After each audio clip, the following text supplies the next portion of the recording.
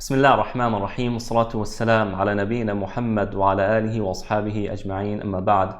I'm very excited to begin a new series with you all, and that is going to look at a particular book by a scholar I deeply revere and respect, and who all Muslims should deeply revere and respect, and that is Ibn al-Jawzi rahimahullah ta'ala. Ibn al-Jawzi, not to be confused with Ibn al-Qayyim al-Jawziyah, these are two different individuals who lived about 2 centuries apart from each other. Ibn al-Jawzi is a Baghdadian scholar, a Hanbali scholar, who lived in Baghdad, which was at that time, the center of the world.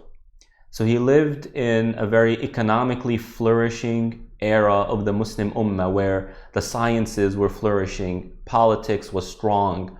Maybe there was some corruption, but nonetheless, Muslims were politically strong and in a state of power. The economy was good, among other things. And Ibn Jawzi is living in this time. And with these privileges in life, you find many challenges that comes in terms of our spirituality. When the economy is good and life is good, it really creates a lot of challenges in terms of preserving, maintaining, and strengthening our spirituality.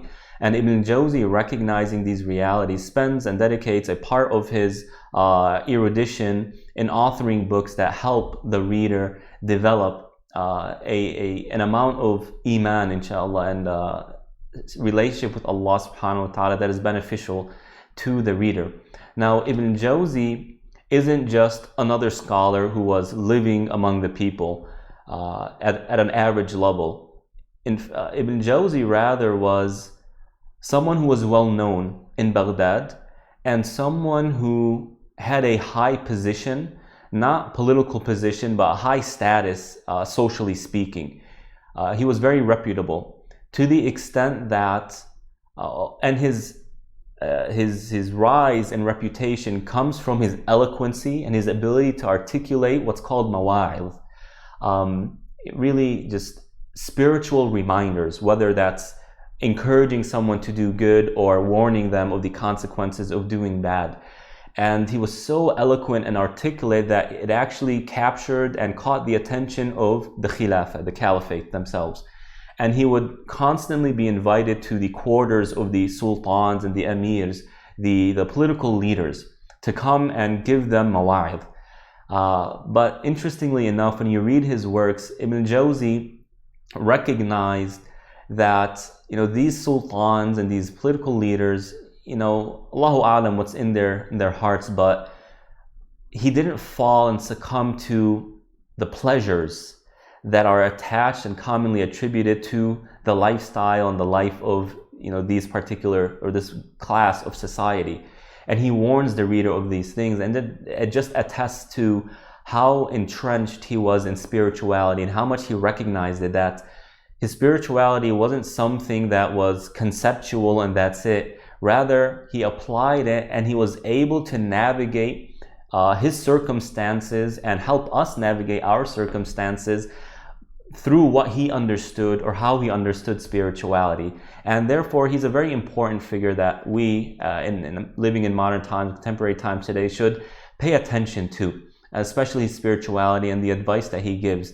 And one of the gems that he left the Ummah with is his book, Talbis Iblis, the deception of Iblis. Iblis being Shaitan, the father of shayateen, of the devils, the one who refused to prostrate to Adam alayhi salatu wasalam, refused the command of Allah subhanahu wa ta'ala, and became the first, or one of the, he became the primary mover of kufr in the human era. So Ibn Jawzi rahmatullah alayh, in this book, he begins by saying something very interesting, and that is, among the greatest blessings Allah subhanahu wa ta'ala has given us is the faculty of intellect, the mind. Because the mind is normally the primary faculty we employ in coming to conclusions. The heart is great, but since emotions are so versatile and so malleable and so permeable. It becomes easily distorted and tainted, and it's often mixed with personal desires and other things. So the mind is very important in that the mind tends to challenge realities. It's what curiosity uses in order to come to certain conclusions or answer questions. So the mind is a very great blessing of Allah subhanahu wa ta'ala. However, let's be clear as to what Ibn al-Qayyim actually says in the book. In our times today, the intellect is very much praised and revered. However, its reverence is revered for a reason that Ibn Jawzi isn't saying. What Ibn Jawzi is saying is that intellect is a blessing because it leads us to understanding who Allah is, what He wants from us, and accepting His revelation and the messengers. So the reason why intellect is a blessing is because it leads us to the primary goal, which is learning about who Allah is and worshiping Him. When the prophets come to us, we need our reason, we need our intellect, or we use it to come to the conclusion, to come to certitude that this is a messenger of Allah. This is Allah's revelation. This is the truth, and that is falsehood. It is the mind that helps us get there, and the Quran is saturated with promoting intellect. أَفَلَا يَتَذَكَّرُونَ? Do they not reflect? أَفَلَا يَعْقِلُونَ? Do they not contemplate? أَفَلَا يَتَدَبَّرُونَ? Do they not, consider? Do they not reflect and contemplate in their mind what is being said? Do they not look to the world around them and intellectually understand the realities which lead them to recognizing Allah subhanahu wa ta'ala's sovereignty and His oneness, that everything is in Allah's control, and that all this are blessings? It's the mind that helps us get there. Right? So Ibn Jawzi isn't using intellect the way modern people today tend to look at intellect. He's saying the mind takes us to Allah subhanahu wa ta'ala by accepting revelation, Allah subhanahu wa ta'ala, His commands and the messengers. And that's why Allah subhanahu wa ta'ala, beginning the story of humanity, the origins of humanity, in the very early verses of Surah Al-Baqarah, when Allah subhanahu wa ta'ala talks about the creation of Adam alayhi salatu wasalam, one of the focal points of these verses, and one of the points Allah subhanahu wa ta'ala makes clear as to why He chose human beings to be the custodians of the earth, the khulafa on earth, why He chose them to be the messengers, to bear the message of Allah subhanahu wa ta'ala, why He chose human beings as His messengers and not other species. Well, Allah subhanahu wa ta'ala, what does He say in these verses? وَعَلَّمَ آدَمَ الْأَسْمَاءَ كُلَّهَا.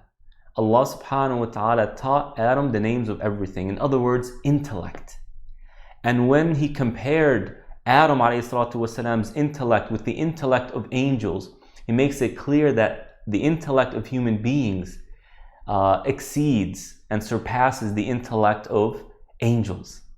And that's why Allah chose human beings to be the bearer of the message of La ilaha illallah Muhammad Rasulullah alayhi salatu wasalam. So Allah starts it off that way.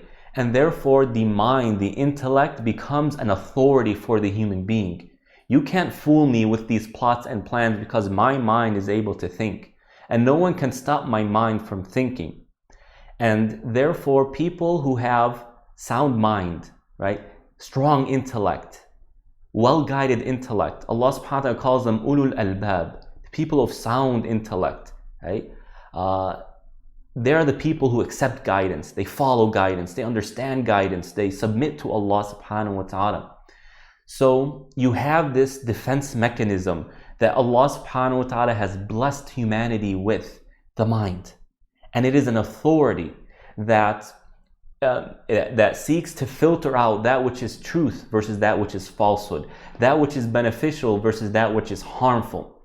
And as it serves as a shield. Now you have an enemy, the shaitan. And the shaitan wants to take us away from Allah subhanahu wa ta'ala. But he has this hurdle in his path, the shield that's blocking him from reaching us. And that is the shield of the intellect. So what does the shaitan have to do? He needs to employ a scheme to relegate, to downplay, to change the authority of the human being from the mind to something that's much easier to manipulate, to deceive, to change, that is much more impactful to the behavior of the human being, and that is the desires. Min al-aql ila al-hawa, from the intellect to one's desires, because desires can go everywhere. There are no boundaries, absolutely no boundaries to where a person's desire can take them.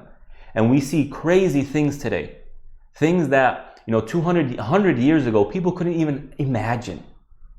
Someone being in love with an animal and getting married to an animal, or to an inanimate object, their car or a rock. People doing the absolute lewdest behaviors that is coming from the desires, not from the intellect. So the shaitan wants to change the authority of the human being from the intellect to the desires. And in order to do that, he employs certain makayid, plots and schemes to do that. And therefore, this book talks about how the shaitan is able to corrupt the mind and take them and make their authority the desires instead of the mind. So Ibn Jawzi rahmatullah alayh talks about how we can fortify ourselves from the schemes of the shaitan, as well as the types of schemes the shaitan employs in order to deceive us. Right? Talbis Iblis, the deception of Iblis, how he deceives the individual, how he makes the desire in authority, in control. And we fall into this very often. Right? It's not just disbelievers who are victims of this. Muslims fall into this as well. You notice some people that their mind is telling them something. Gambling is bad. Gambling is not going to get us anywhere. Yet their desires keep taking them forward. Gamble. You want to gamble, that feeling.